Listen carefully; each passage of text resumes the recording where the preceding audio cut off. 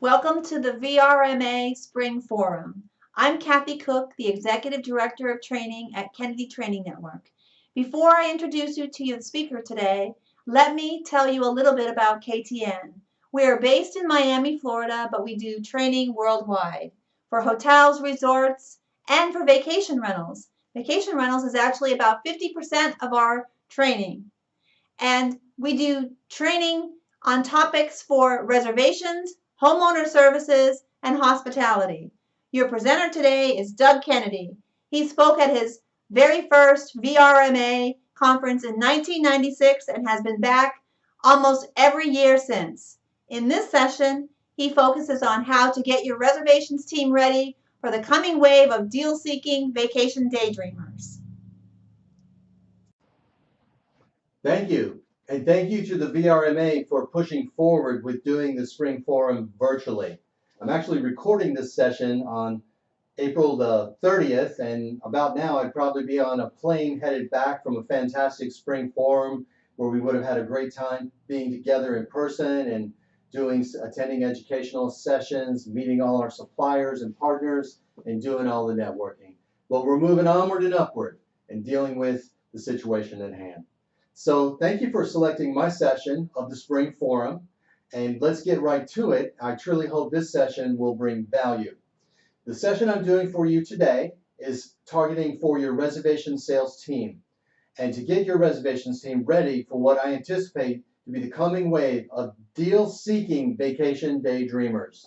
So if you're attending as a leader or manager, hopefully you'll share this information with your frontline reservation salespeople, or perhaps save the link and have them watch it as well, so we can all be on the same page and do our best.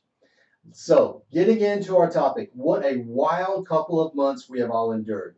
First, a wave of cancellations. Somewhere around the middle of March, all of a sudden, the whole reality changed in the travel business. Kathy Cook and I were actually in Hawaii doing training for 5 different vacation rental companies over a 2-week period. We finished our last session on March the 11th, hopped on a plane on the 12th. By the time we landed on the 13th, the travel world had been turned upside down. And around that time, your phones and reservations started ringing and ringing and ringing incessantly with a tidal wave, or really a tsunami of cancellations. Revenue flowing in the wrong direction.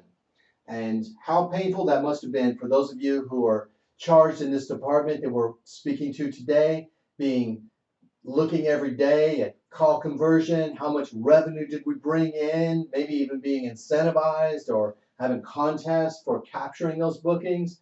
And all of a sudden, we saw the revenue flow in the wrong direction back out of the company.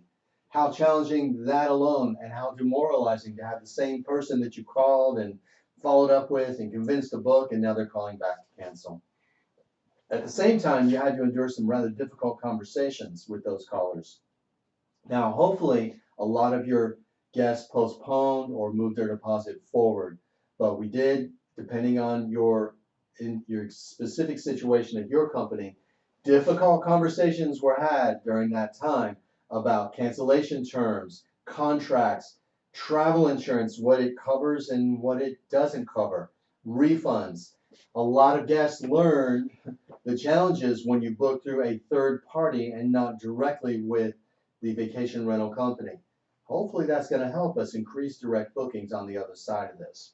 So we went through that, and then as the volume started to die down after maybe 10 days, 2 weeks, then the reality set in with the owners. I'm talking about the vacation rental company owners and managers, and we realized, as we did here at KTN, that if there's no business and no revenue coming in, unfortunately, we had to have some painful conversations with the staff we love so much, and we had to do furloughs for so many people.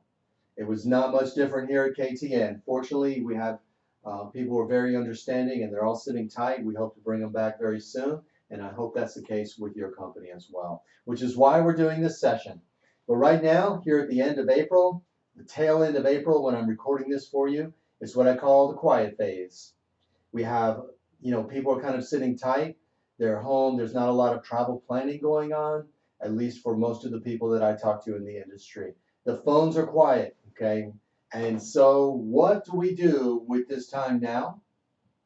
and what comes next. And I know by watching this session, you're showing that you're wise to know that the action we take now will set us up to succeed for what is going to be the most important time in voice reservations history. So let's talk about that. What comes next? It is going to be the age where reservation sales agents become the superheroes of your rental companies. So get your capes ready, ladies and gentlemen. It's going to be you that leads the charge to bring the businesses back. Okay. Now let's talk about what's happening on the other side in a minute, but I want to finish this thought by saying your colleagues in operations and the owners of your inventory, okay, they're counting on you to get as many bookings as possible to carry them through. We lost a lot of business for the spring break crowd and the Easter. For those of you who have spring business, May starts to be a ramp up time. It's still perhaps some of May can be saved, but we really are counting on a good summer happening. So let's talk about the other side of the phone conversation. We will soon start to have what I call the vacation daydreamers starting to think about what comes next for them. Now, right now, vacation daydreamers are really busy, okay? So now, of course, a lot of people who have gone on furlough that they're not working, but a lot of people would rather be working right now than being stuck right now. Doing the homeschooling thing can be very tough for everybody. Grandparents are pitching in with childcare. We have sometimes mom and dad fighting over who's going to get the one laptop or who gets the broadband connection because somebody's app is sucking up too much bandwidth. And we have a lot of people who may not be spending money on their usual activities. But plenty of people are still working. And those who are not spending money on the entertainment and all the dining out. Maybe they're getting takeout these days. So there will be a lot of people that are suffering financially, but we have a lot of other folks who are working overtime. They're essential services, they're first responders, and they're out there making things happen for society today. So what do we say when the people start calling? Right now they're just daydreaming, but here pretty soon, and maybe you've already started to see that, they're going to be a trickle of calls turning into a stream of calls, turning into a river, and I hope by midsummer a flood. But when people start to call here at first especially, make sure to connect on a humanistic level. Show empathy for them and their circumstance. Take a moment to ask, by the way, how are you doing? How's your family holding up? How are things in your area? Oh, where are you calling from? What's going on there? Yeah, it's tough for all of us. Human connection right now is something we all crave. I know I took a lot of sociology classes in my school era, and I always heard about, human beings are social creatures. We crave and we need. Actually, there's studies that people physically need the connection. Well, we're really proving that now with quarantine. So connect on a human level. The second trend that we have right now is we're going to have callers that have had their vacation traditions to have been displaced. We've got the folks out there that always went on a cruise every summer, or they took that flight and they went to Europe, or they went to some exotic location, or they flew across the continent. They just don't want to be that far away right now. A lot of uncertainty and a lot of worry. So we want to make sure that we understand what's going on the other side when people are not able to visit their usual destinations. When that happens, you're going to get more inquiries from the first-time vacationers. Now, if you've been through KTN training with us or attended my other sessions at VRMA, I always talk about how much traditionally we tend to love that repeat guest that comes every year, as we should. But the real money opportunity is from what we always kind of poke fun a little bit. We call them the clueless callers, who don't know what they want, they've never been to the destination, and they have a lot of questions. You're going to get more clueless callers, and we should love those clueless callers. Hey, maybe when we get them to come on vacation with us, maybe they'll stay with us next year instead of going back somewhere else. So be prepared for those who have had their traditions. What's going to be happening is those who are displaced are going to have a sense of what I call choice overwhelm. One good thing about when you vacation at the same place every year, it's easy. All you have to do is book that same place that you stay or something similar. You don't have to do any research, and more importantly, you don't have to make any choices. But now you've got parties that are out there. Maybe the one sister wants to go here and the other sister wants to go there, and they're both doing research, or they're going online and they don't know if they want to go to the beach or to the mountains or to the lake. And so reassuring them that they're making a good choice, taking time to have conversations. That's what we need to be doing here in the coming era. Now, if you've been through my sessions, as I mentioned, we want to make sure that when you have those displaced callers, the displaced guest traditions rather, what they need more than ever is someone who helps them decide where to spend their vacation. What they do not need is just somebody who helps them find what vacation homes are available. Okay? We always call that website search support. That's for those people who all they do, they search online, they have a question, they give us a call, and the website search support mentality agents with that mentality of just being a website search support staff.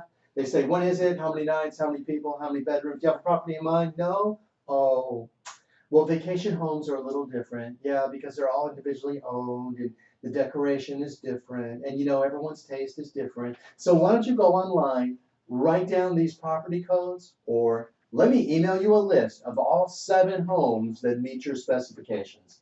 That is not helping people decide.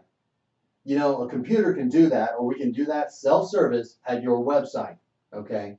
So we want to fill in the missing piece to that puzzle. Let me share with you a few more tips to selling to our displaced vacationers, and then we're going to finish up by talking about the value-driven deal seekers, which I think are the most challenging calls we have coming soon. Now, I do want to also point out that at KTN, Kathy and I and Michelle, we offer private webcam sessions. So normally the way that works, you get your reservations team together. We're on webcam, they're on webcam, hopefully, if possible. And we communicate one-on-one on some of this content.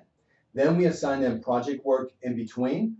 It might be role-playing, it might be mystery shopping, or it might be some activities. Then we reconvene, usually for one-on-one coaching at the end, or if you prefer, a second team event. So let us know if you want details on that. But I'm going to share with you, thanks to the VRMA sponsorship, some of the key points we cover in our private trainings as well. When you have the displaced vacationers in particular, you want to be sure to ask more and better questions to engage them in a conversation. The KTN Vacation Rental Training for reservations is called Quest. Why? Because we got to understand what is it they didn't see online. There's so much information online, yet they decided to call or they decided to email us. So if you're in a phone conversation or replying to an email, ask questions. So tell me more about where you usually go. Tell me more about your plans. What are you looking to do? Not just how many beds, how many people, how many nights, or what are their ages, okay? So how active is everyone? Are you looking for indoor, are you looking for relaxing activities, or do you want more adventure? And then once we find out what their story of their plans are, we can tell the story of our vacation destinations. We call this the storytelling approach to selling. So let me share with you a few key points from storytelling selling, particularly when you have these displaced travel traditions that are going to happen. You want to offer up those local insiders tips. This is a wonderful thing. When a local person voluntarily tells you something that would be appropriate and helpful to you, that means something. Now, very often, I'm sure you get questions, what would you recommend? Where do you locals like to go? What do your locals like to eat? Where's a good locals place for breakfast? But what we want to do is volunteer this local insider information. Also to recommend, suggest, and endorse. Endorse your destination, endorse the property's location, and endorse and recommend the property itself. Now, this does not mean that we're going to play favorites between 2 homes that are right next to each other and make one homeowner upset that we recommended the other property. But what we can do is recommend a location, a type of property, and once that prospective guest has a property in mind, we can endorse it. We can say, you know what, based on what you told me, it sounds like the perfect choice. And so that is a wonderful way to help them decide, not just telling them what's available. And then finally, we call it narrating the pictures. Years ago, when websites had just a few basic images, we called it painting the picture. But today, most websites from our clients that we see, especially in vacation rental, you have dozens of photos. Some of you have virtual tours. Some of you have 3D floor plans. And yet, people still want to hear a human being describe it. So do all you can to tell the story. Let's finish up now by talking about the deal seekers that will soon be dialing your numbers if perhaps by the time you're watching this virtual presentation, maybe they started already. So a coming wave of deal seekers. Now, these same people will not only be calling, but the guest mentality, people with the same paradigm here will be inquiring by direct email. They're also going to be messaging you in app. What I mean is through those third-party OTAs.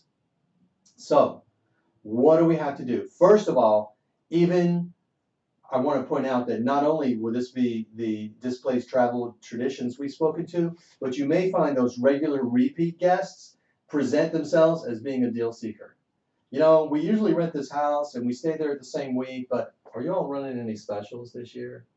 You know, so be prepared because everyone is going to be wanting to get something extra when they know, at least right now, it's going to be a buyer's market. So I'm going to share with you 3 sales tips for the deal-seeking vacation daydreamers. First of all is rate framing. So again, this is something we covered in our previous training, but it's going to be more important now than it ever has been before.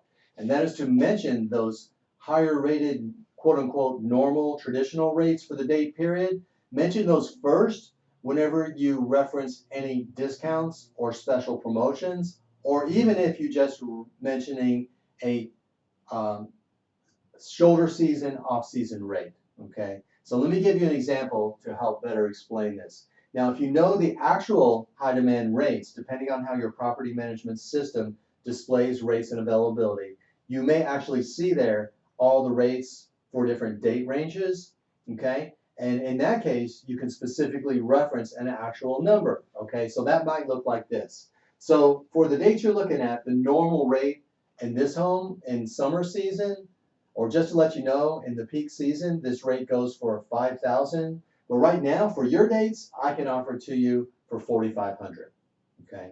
So that would be like for a week-long stay, perhaps somewhere.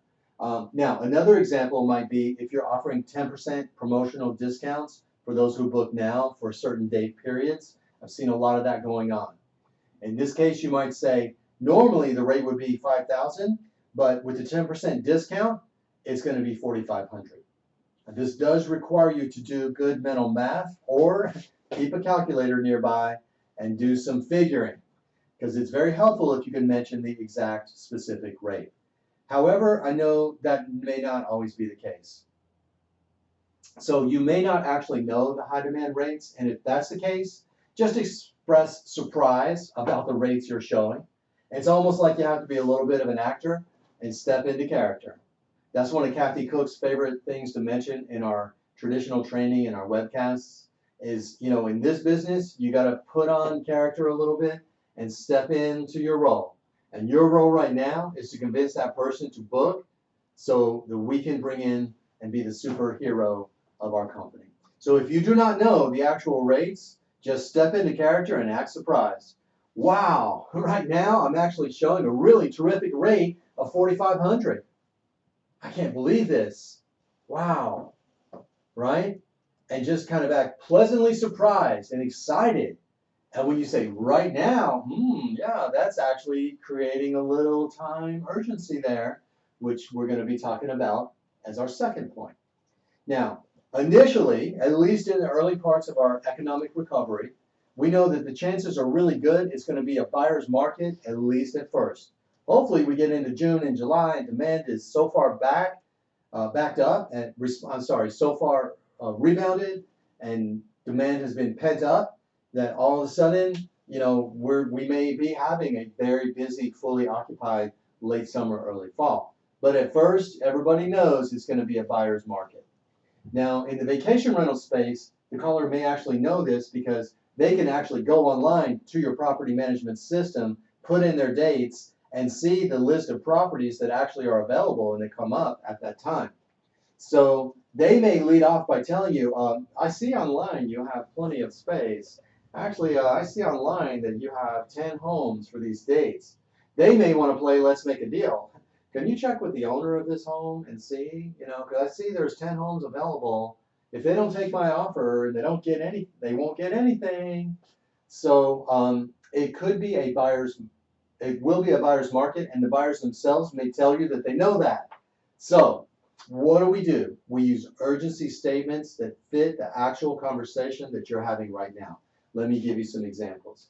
You can say, well, yes, surely right now we do have availability, but I'll tell you what, sir, all of a sudden we're getting a lot more calls these days. Okay?